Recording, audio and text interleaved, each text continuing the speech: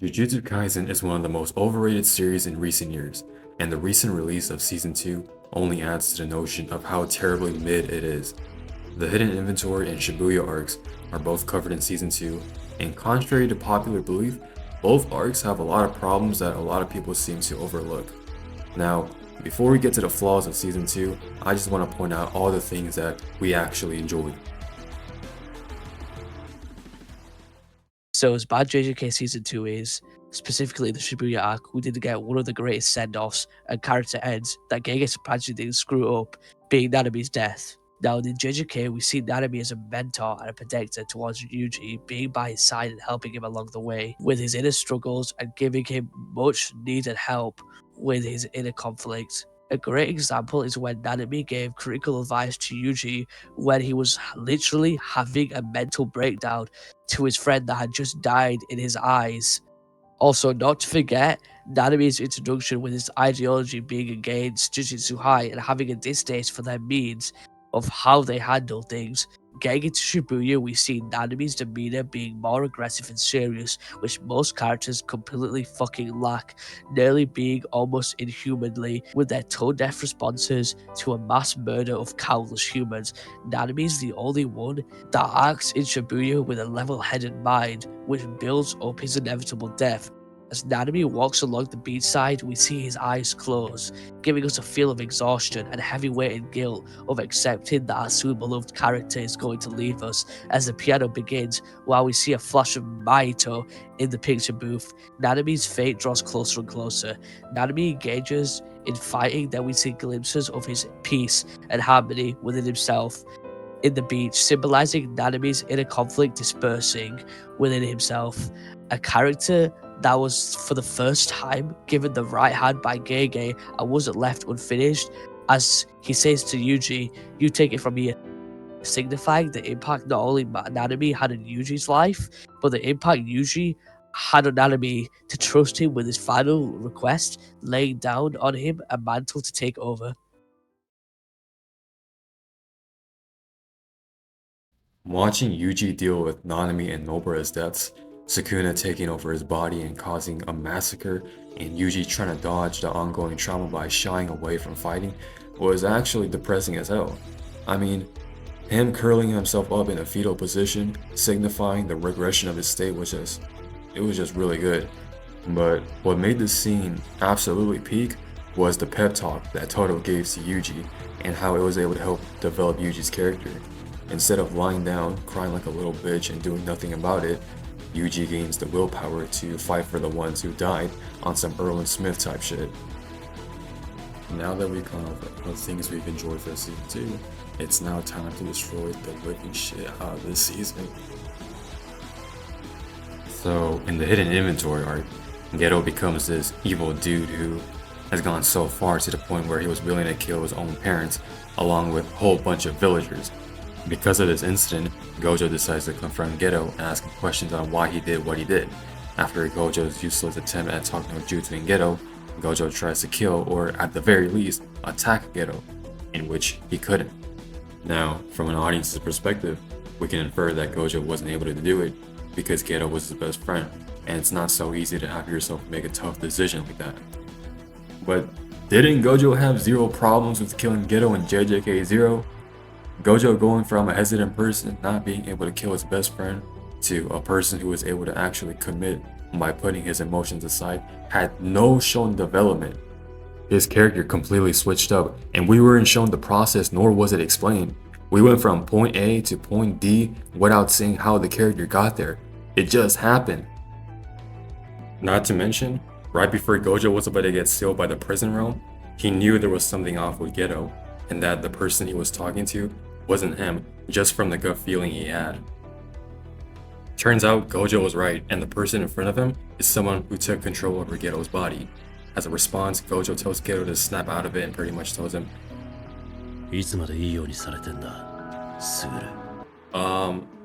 dude, Geto literally murdered a whole bunch of innocent people, groomed little girls, and stayed a racist until the very end. Why are you being apologetic towards this person? I don't care. Even if he was your best friend, I don't care. You shouldn't be hyping a school shooter up. What happened to the Gojo in JJK0 that was able to come to terms with the fact that his friend needed to face the consequences for his actions, and that he was a menace to society, someone who was too dangerous to be left alive? This man Gojo was acting inconsistent as hell, bouncing back and forth like a tennis ball, without the story ever addressing his inconsistency. One thing I would like to touch upon, and is a recurring issue we see throughout JJK, is pointless villain of the week bullshit, such as the God and the Endless Dude at the start of Hidden Inventory, and the guy that came back to life somehow and has a hand sword but was never really used in an interesting way.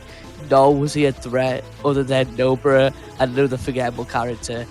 This takes away from the seriousness and ruins the pacing of the show. Talking about pacing, do you guys remember the start of Hidden Inventory arc with Urahana and Mei Mei? Well, that first episode was complete filler and was only there to hit the 5-episode mark for Hidden Inventory.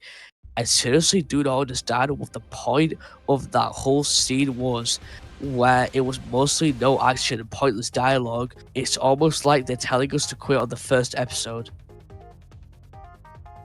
The entire main goal for the Hidden Inventory arc was for Gojo and Geto to set out on a mission to find Rika, who is known for being the Star Plasma vessel, chosen to be the vessel for Tengen's merger. It's important for them to find this girl and take her to Tengen because Tengen is supposed to be this character who protects the barriers of Jujutsu society, and if Tengen doesn't merge with a vessel, he's gonna evolve into something ugly. Now, unfortunately, Rika gets killed by Toji. Oh shit. Now that the Star Plasma vessel is dead, what's gonna happen with the Tengen?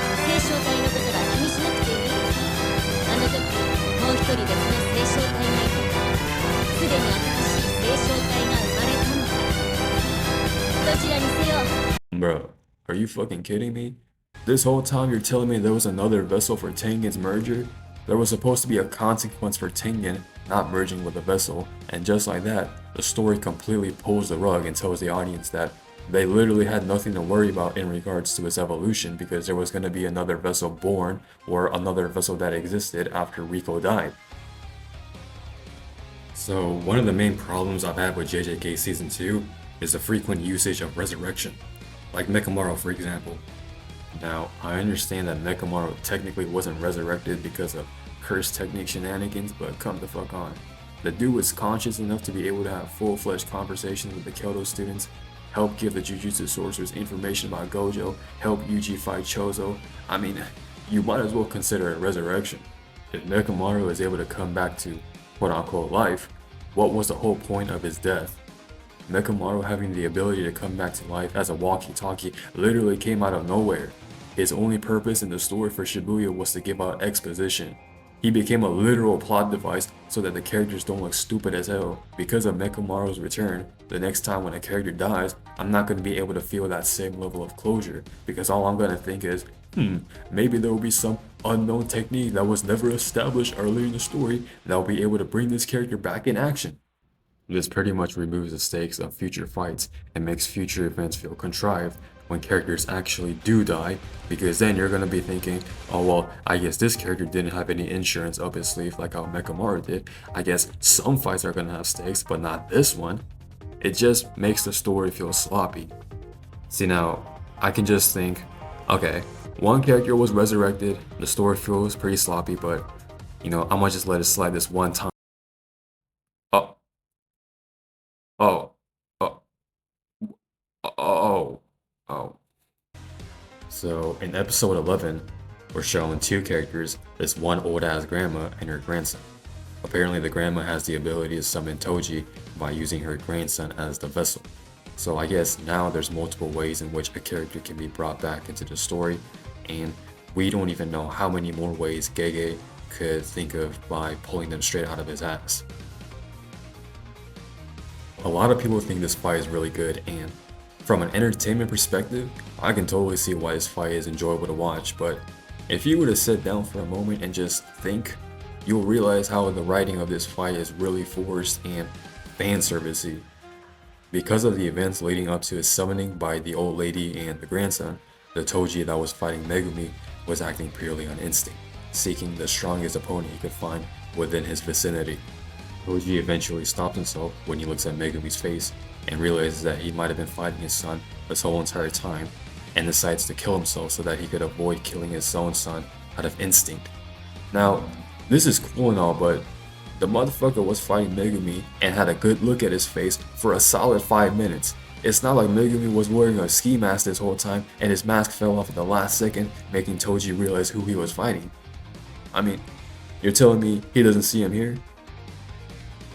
He doesn't see him here? He doesn't see him here? You literally can't even use the argument that Toji wasn't able to realize he was fighting his son because he wasn't able to get a good close-up. I mean, I literally just showed you clips of this dude looking right at his son. He's literally having a whole ass stare down right here. You know, the level of contrivance of this fight is so bad that it's led to some gay gaggers to make theories about how Toji had Alzheimer's or some sort of mental illness in order to defend the writing. Which, I mean, to be fair, I guess the only explanation for Toji's behavior is that the dude has a disease. Now, obviously, I think all of us can agree that's not the intent behind Toji's character, but I've also heard arguments saying maybe Toji didn't immediately recognize his son because, you know, he hasn't seen him in over a decade. Okay, first of all, realistically speaking, who the hell beats the living shit out of someone in a fight and out of nowhere goes, wait, hold up, yo, I think I know you. Second, I think the best way for the fight to not feel forced is to give us a better understanding of Toji's mental state and to hint that there is something about Megumi that Toji is subconsciously aware of but isn't quite sure what it is.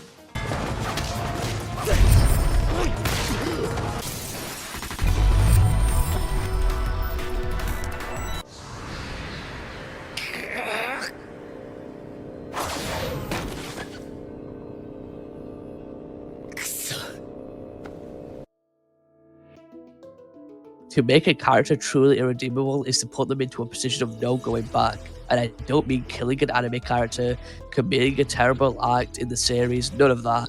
But what makes a character truly irredeemable and disgusting is making them commit that act of pedophilia. Now let me dive deeper into this. Not only did Mei Mei do this, but she did it to a literal fucking toddler. Mei Mei teased her own fucking brother while they were naked in a bed to then pull away and fucking toy with him.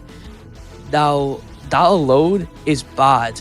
I really wish Gege would have at least have half a brain cell to understand the severity of this, but I guess not, and he decided to keep it in. Now, what I want to present to you is the people that defend this act and generally thought there was nothing wrong with this. Please let me join! No, I love it! As you can see here, these people don't give a fuck about what atrocious acts a character does as long as they're hot, because they can't help themselves from thirsting over a 2D drawing. On the other hand, you have people who generally defend this scene, saying it supports the themes of JJK on how the selfish get what they want and how the selfless people like Nanami get the short end of the stick. Why the fuck would you have such a terrible message to your readers? Like, it came from a 14-year-old edgelord who thinks we live in a society. The scene where Gojo tells Megumi to be more selfish was actually a good scene that contributed to the theme that Mei Mei and Nanami's parallel was trying to tell in storytelling. When characters get to do whatever they want without any consequences, it makes the story sloppy and loses some sense of cause and effect. All I'm saying is if Mei Mei doesn't face severe consequences for her actions, her character is pure dog shit.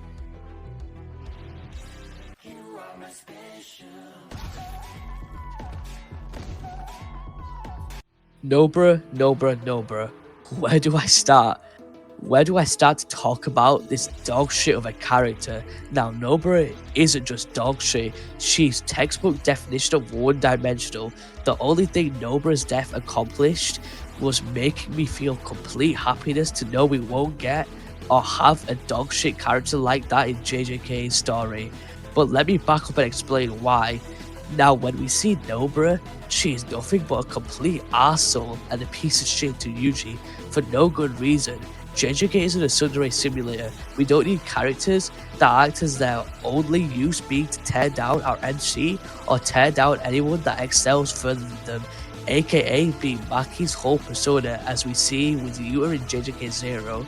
You see, there is fucking nothing to talk about her character other than her being a complete ass to Yuji. With that being said, Nobara's death does anything but conclude her character.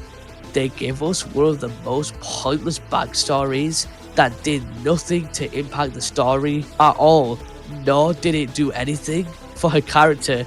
It was a basic run-of-the-mill story, which I thought season 1 did an already okay job on. All it really did was, I guess, somewhat motivate Yuji to fight Mahito, but then that assumption got completely fucking destroyed when Yuji refers to Nanami and making only Nanami proud by killing Mahito, which is a complete slap into the face of all Nobara fans. And how can I forget the people on Twitter that would glaze the hell out of JJK's female cast being so great and so universal? People would refer to JJK's female cast as the best representation, when it's just the same character but different shade of hair color with the same personality.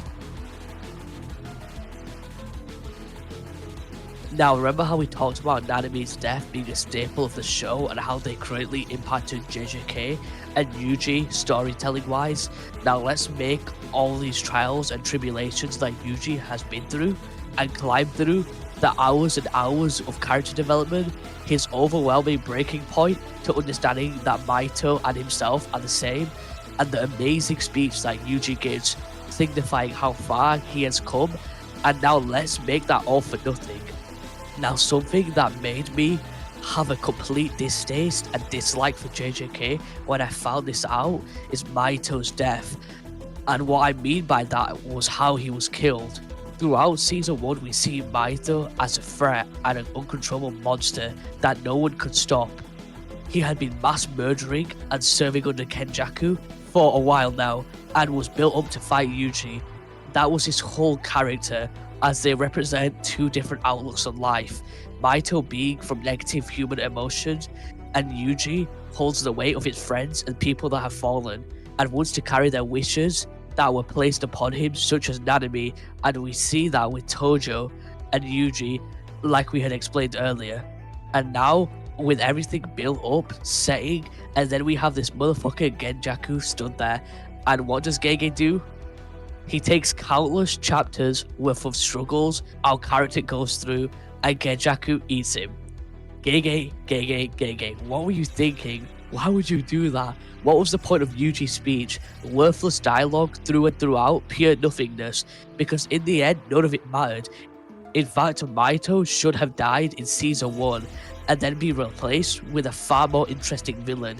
Gege had so many options to utilize him in the correct way, but I guess Gege would have it where everything that Yuji and Mahito led to was for nothing. Oh well, this is a common trait from Gege, I guess. What can we really do about it? Within most anime, the usage of music to create an atmosphere with different emotions is very key to engage the viewer and also connect them further with the character displayed. An anime that utilizes this perfectly would be Monster.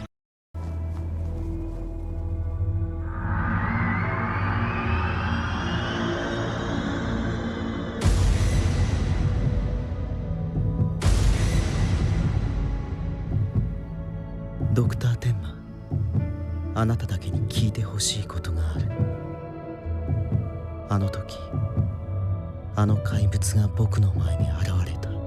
Monster uses its OST perfectly to capture the emotions and feelings the characters go through, such as Tenma and Johan's final standoff, as we hear the music slowly creep in as it builds the scene and atmosphere around them, almost reeling the viewer in, their hearts pounding and being engaged completely. Now, everything I just said there, now I want you all to completely fucking scrap that, because we have You Are My Special at the vital and crucial point to Yuji's character development and growth, where his state of mind is completely changed. Yes, let's put the main opening to fill the viewer with deep sadness and emotion, where Yuji has a mental breakdown. Wow, I feel so sad for him. My deep sadness brews. Yeah, I can't underestimate how fucking stupid of a choice this is. We know Mappa are able to deliver us with heartfelt emotional scenes. Take, for instance, Toji's backstory and him being happy to know Megumi's name. Now, Mappa, what did you smoke to think this was a good decision? This just completely takes away from what could have been one of JJK's best moments, and Mappa really did just have to fuck it up.